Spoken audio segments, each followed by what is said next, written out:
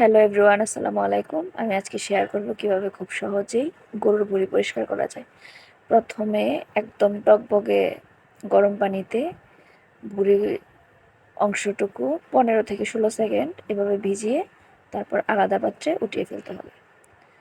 তারপর যে কোনো চাকু বা এরকম কোনো কিছু দিয়ে আমি এখানে ভাজা কাটা নিয়েছি, দিয়ে তারপর এটা আস্তে আস্তে আস্তে আস্তে এভাবে পরিষ্কার করতে হবে। এভাবে পরিষ্কার করলে একদম উঠে যায়। এটা খুব অল্প সময়ে 2-3 মিনিটে একটা অংশ ময়লা তোলা যায়। আর এই ভুঁড়িটা পরিষ্কার করতে আমার 2 থেকে 2.5 মিনিট সময় লাগছে এই অংশটুকু পরিষ্কার করতে।